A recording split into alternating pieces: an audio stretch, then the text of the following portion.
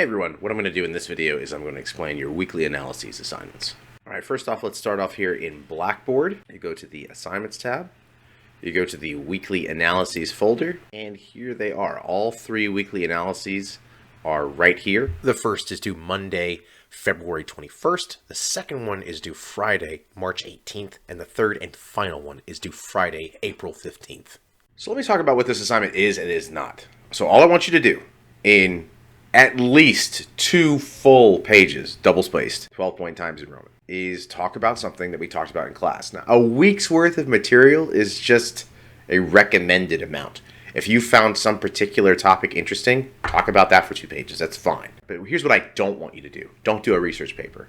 I don't want you to take something that we talked about and go, okay, I'm going to look up everything I can about that topic and info dump it in a paper. I don't want that. I want you to be talking about something in your own words, with a little bit of your analysis and reflection in there. We talked about this. Here's what I thought about it.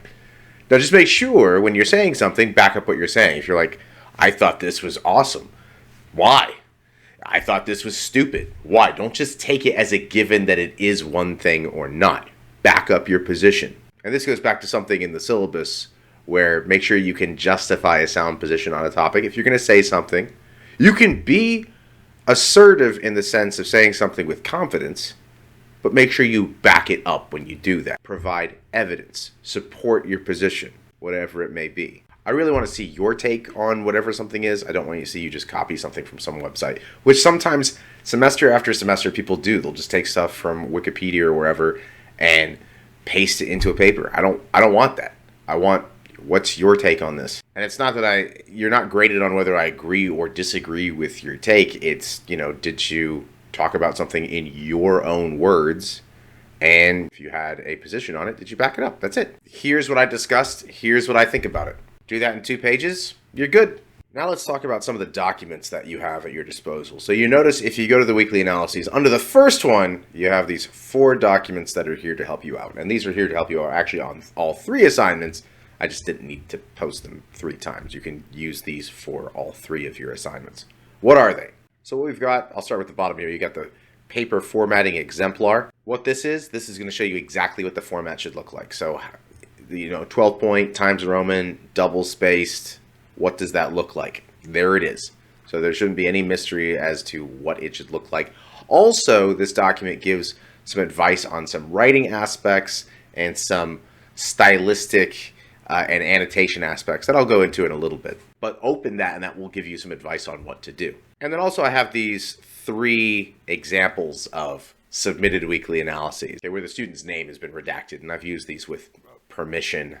And we have 3 examples. One that was great, one that was okay, and one that was terrible.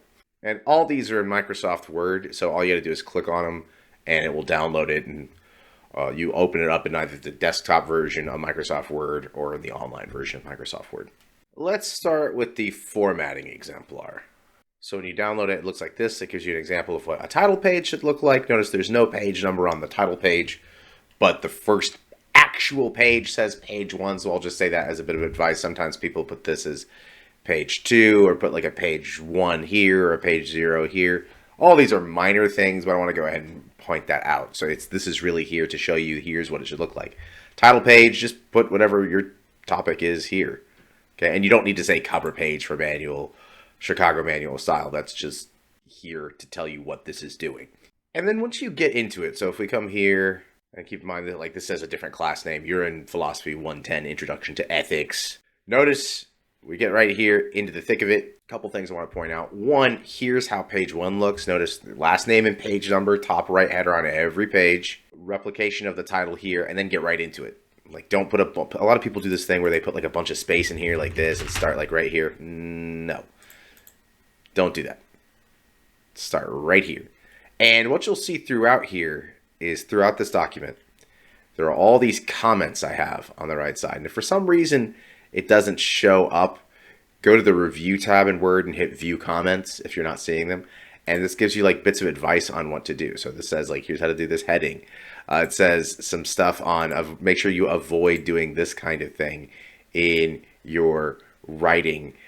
So all these examples of what to do and what not to do in your writing. Some of the things are stylistic, again, about where do I put a period in quotation marks? How do I use quotation marks? What do I use if I use a big quotation?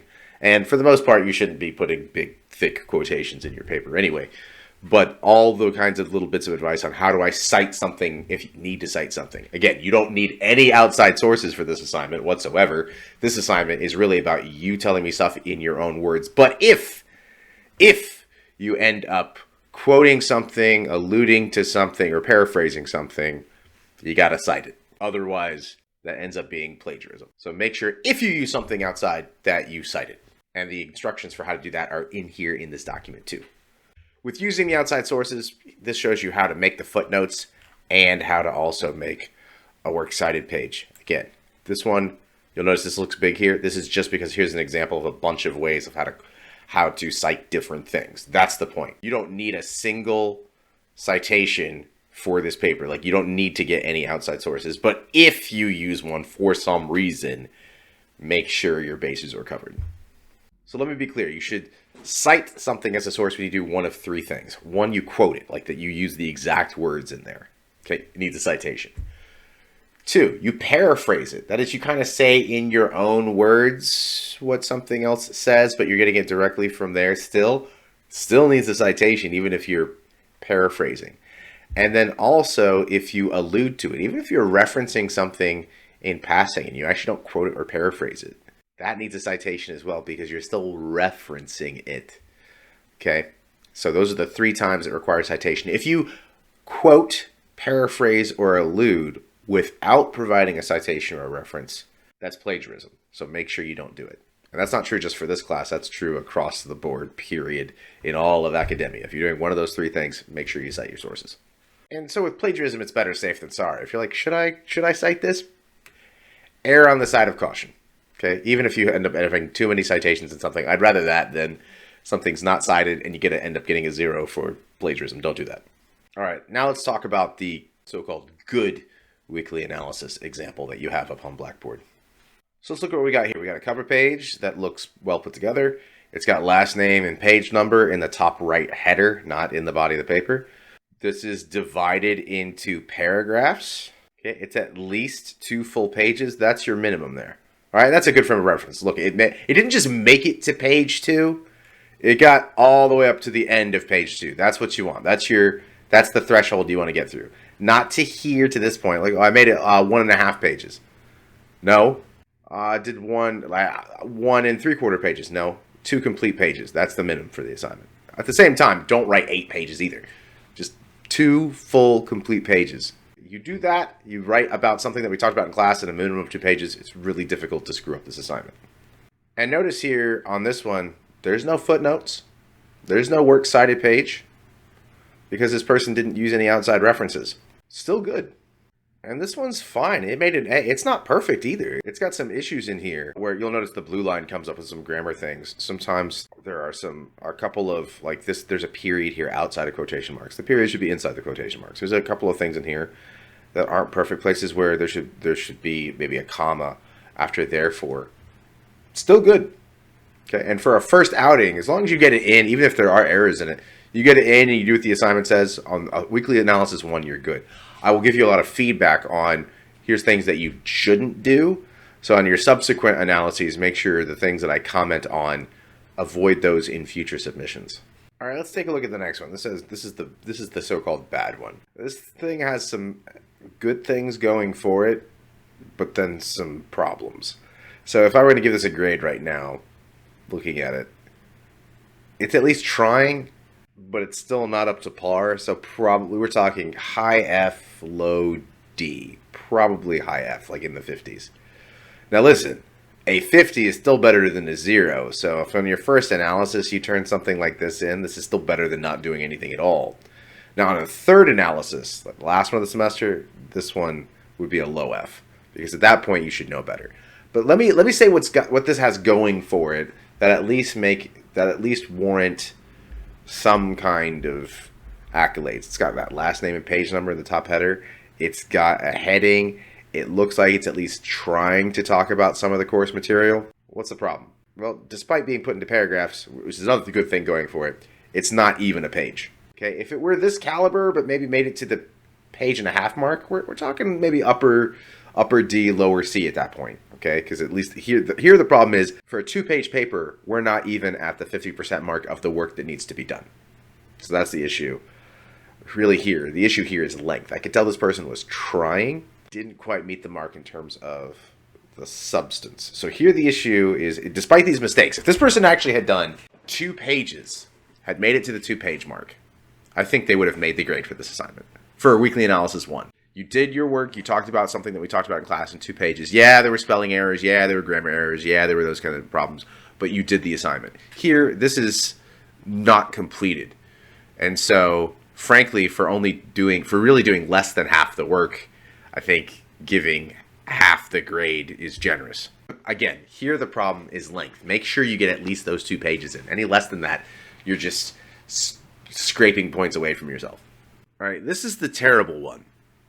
Now, this one, you might look at it and think, next to the bad one, hey, this looks about the same length. Honestly, I can tell that this person's not even trying. Why do I say that? Well, because despite looking like a good amount of substance, none of the formatting here is correct. None of it. There's no last name and page number in the header. This is the wrong font. This is the wrong margins. It's all center justified. There are no citations whatsoever. Not that there need to be, but it's very obvious that this student copied and pasted something from a website without attribution. Okay, that is very clear when someone's doing something like that. So they took this from a website and just dumped it in. But then to kind of hide the fact they were doing that, this is a thing that people do sometimes, to make it look like they're not plagiarizing something, they'll change every couple of words. They'll go to a thesaurus and try to use some synonym for some word so it looks like they're not copying and pasting something. It's very obvious when that's being done. So, or then occasionally misspell something so it doesn't look like it's being plagiarized, but it is. So for this person, if I couldn't tell exactly where they're getting it from, like this just looks sketchy, I'm going to give it a low F. So this would be like a 20.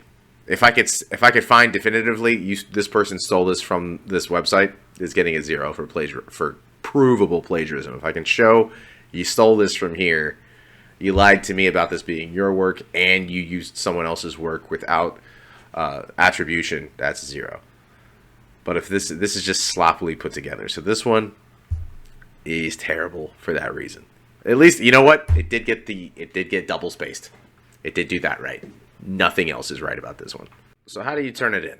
Well, let's take weekly analysis 1. If you click on that, see here it says due date and all this stuff. And here's what you do.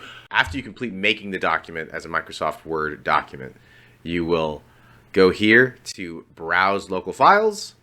You'll attach your document, and then you'll come down here and click this Submit button, and that will turn it in. And that's true for all 3 of these. All right, so that concludes it for this instructional video on the weekly analyses.